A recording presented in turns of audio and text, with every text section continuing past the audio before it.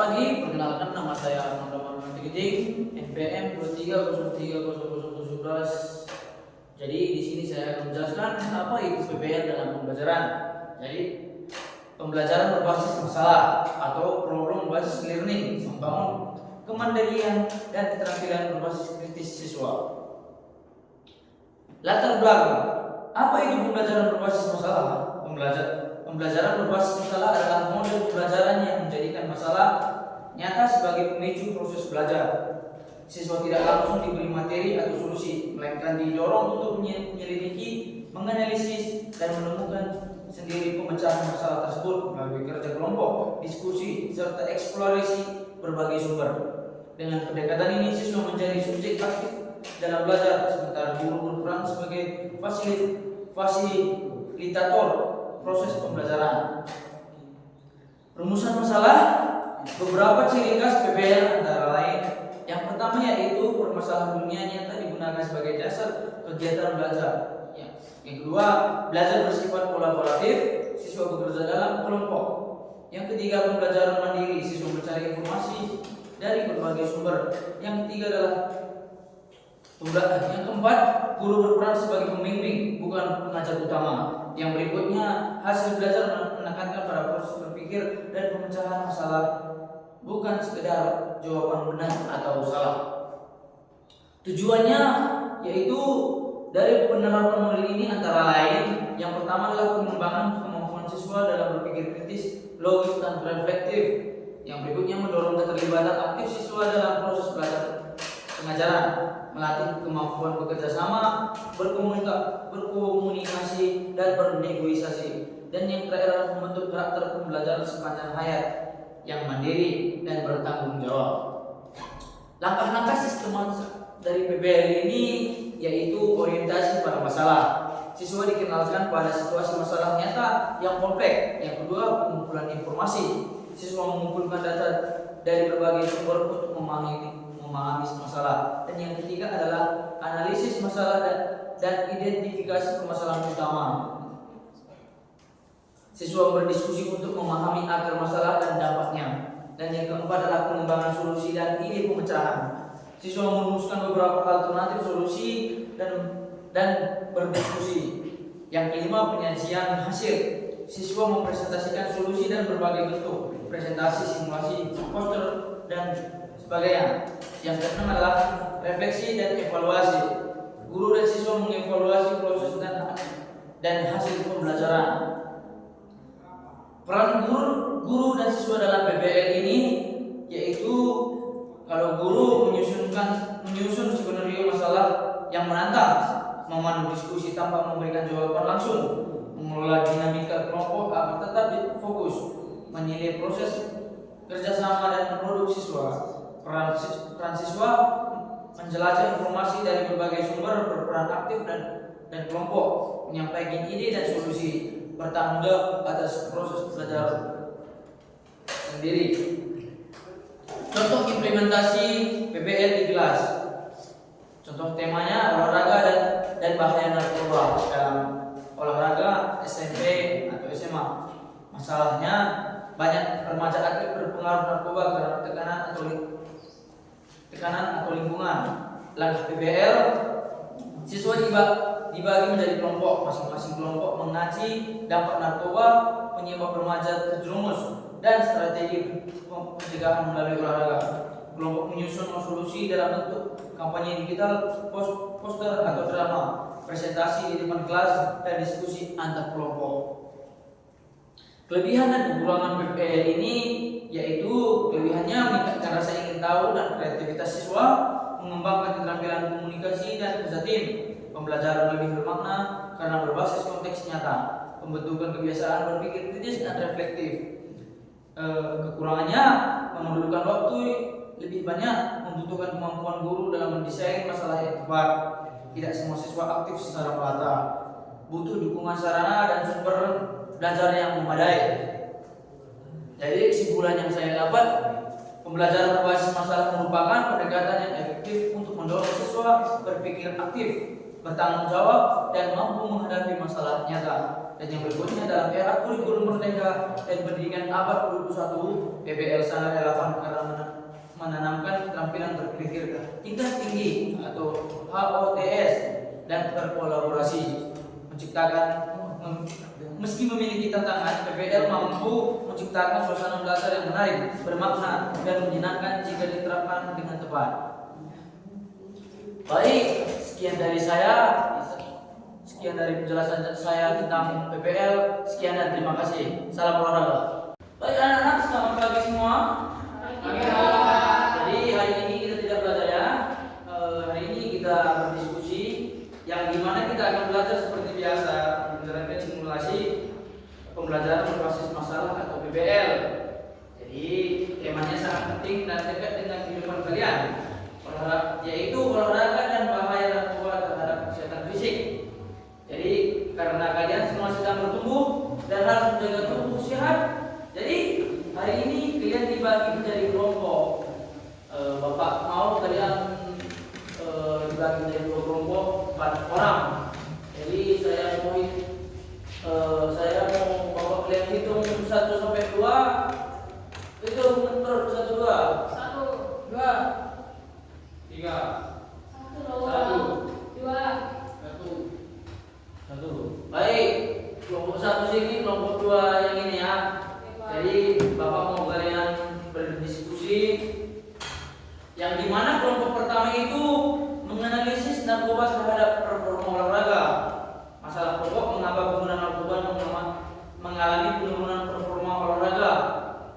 Jadi tugas kalian itu mendiskusikan dampak zat adiktif sabu, ganja, dan heroin dan sebagainya terhadap kekuatan otot, daya tahan, koordinasi gerak, dan konsentrasi dan mental. Bandingkan gaya hidup atlet sehat dan pengguna narkoba. Jadi seterusnya telusuri studi kasus nyata. Contoh Diego Maradona, Lance Armstrong, atau atlet lokal. Baik, untuk yang kedua, kelompok yang kedua, kalian itu bapak mau mendiskusikan strategi pencegahan narkoba melalui aktivitas olahraga di sekolah, masalah pokok. Bagaimana aktivitas olahraga di sekolah dapat menjadi benteng pencegahan narkoba. Jadi bapak mau kalian mengidentifikasi faktor penyebab remaja memakai narkoba, tekanan teman sebaya, minim kegiatan positif, stres akademis, bahan solusi melalui ekstrakurikuler olahraga. Jadi baik, untuk kelompok pertama silahkan maju ke depan. Perkenalkan, nama saya Artiga, MPK Bertiga bersama 312. Nama saya Brian Suraya, PMP 3 18. Nama saya Armando Giting. Dan saya Gata sendiri. Oke, kami dari kelompok 1 ingin menjawab ataupun memberi hasil dari diskusi kami. Dari masalah pokok yang pertama adalah mengapa penggunaan narkoba mengalami penurunan performa dalam olahraga. Penggunaan narkoba mengalami penurunan performa olahraga karena zat adiktif secara langsung merusak sistem tubuh yang dibutuhkan untuk berolahraga, mulai dari otot, jantung, paru-paru, hingga fungsi otak. Zat seperti sabu, ganja, heroin, dan lainnya mempengaruhi kekuatan otot, menurunkan daya tahan tubuh, serta merusak koordinasi gerakan dan mengacaukan fungsi mental seperti konsentrasi dan pengendalian emosi. Dalam jangka pendek, penggunaan mungkin merasa berenergi secara smooth, tetapi dalam jangka panjang, performa fisik dan psikologis menurun drastis. Dampak zat adiktif terhadap kekuatan otot. Zat seperti sabu dan heroin dapat merusak jaringan otot dan saraf. Sabu menyebabkan tubuh bekerja secara berlebihan, memicu kelelahan otot kronis, bahkan dalam aktivitas ringan. Penggunaan sabu sering merasa kuat di awal, tetapi otot sebenarnya bekerja melebihi kapasitas dan akhirnya mengalami degradasi. Heroin dan depresan lainnya menekankan sistem saraf pusat, sehingga otot menjadi lemas dan tidak bisa merespon latihan fisik dengan baik. Ganja mengganggu keseimbangan hormon yang dibutuhkan untuk pertumbuhan otot seperti testosteron.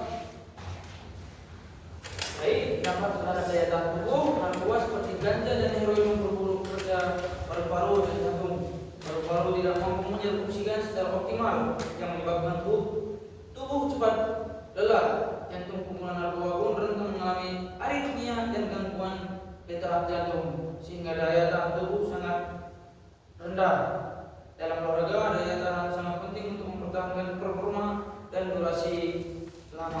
Atlet yang menggunakan narkoba cenderung dapat kehabisan nafas, sulit mengikuti ritme latihan, dan rentan pingsan atau cedera. Dampak terhadap koordinasi gerak. Koordinasi gerak adalah kemampuan tubuh untuk mengatur kecepatan secara cepat dalam bergerak. Ganja dan heroin mengaruhi sistem motorik pusat, menyebabkan gerakan menjadi lambat atau tidak sinkron.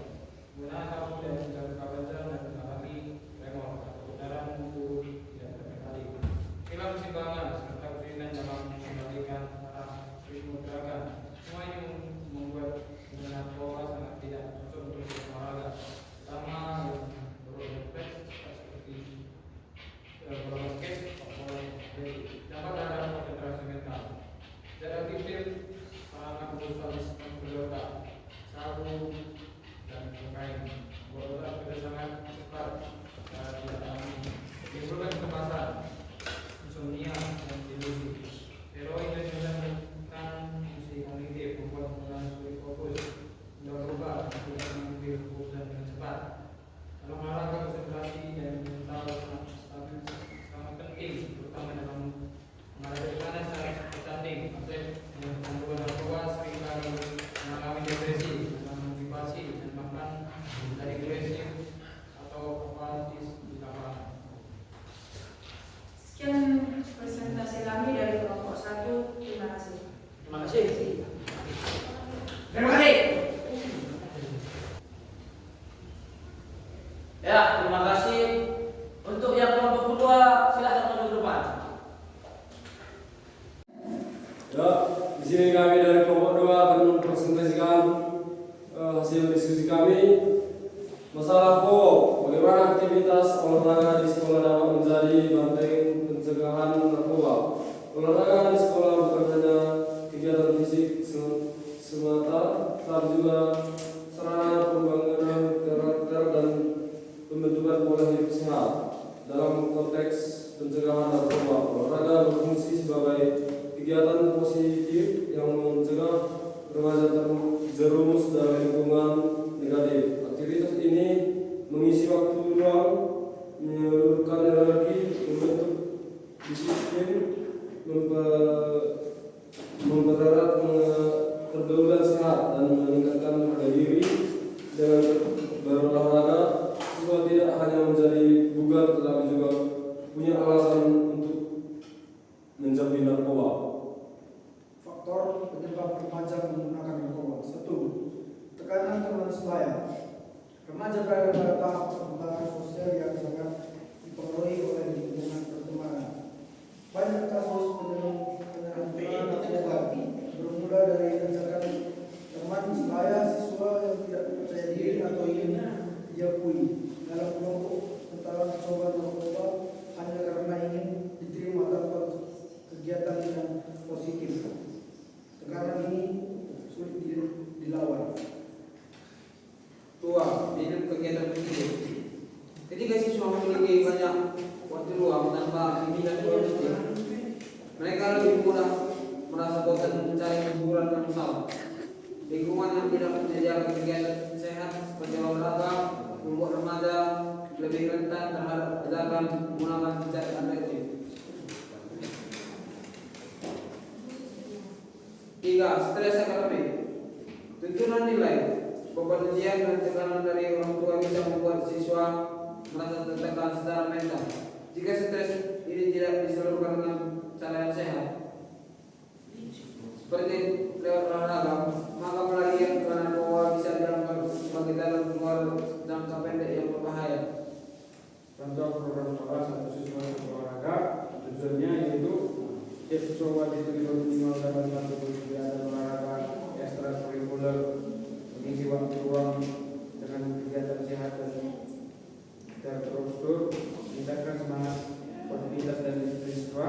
Dampak positifnya yaitu siswa menjadi aktif, semangat dan bangga dengan kegiatannya, keterlibatan dalam kegiatan positif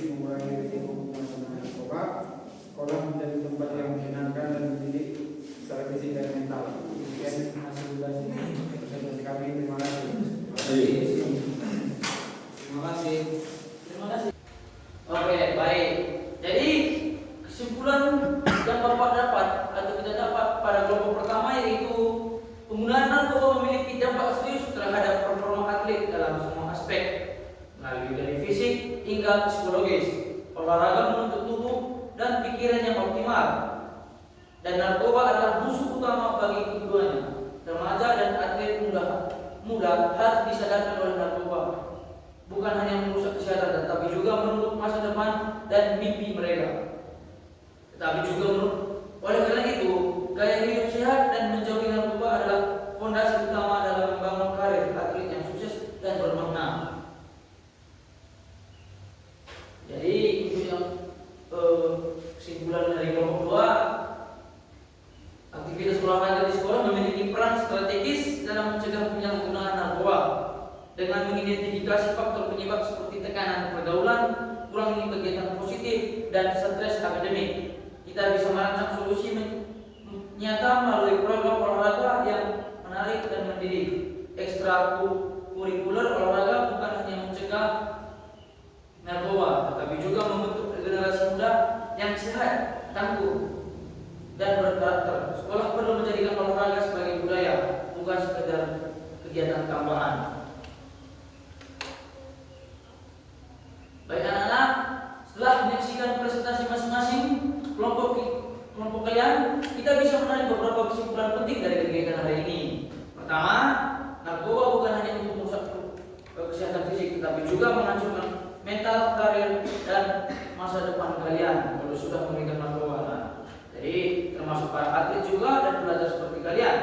Kedua, kita belajar bahwa olahraga bukan sekedar aktivitas fisik, tetapi juga gaya hidup yang bisa menjadi benteng perlindungan dari pengaruh buruk narkoba. Dengan aktif bergerak, terlibat dalam kegiatan positif. Jadi anak-anak, bapak mau kalian jangan pegang narkoba sama sekali, karena itu bisa membahayakan tubuh anak-anak dan masa depan kalian. Mengerti semua? Lima.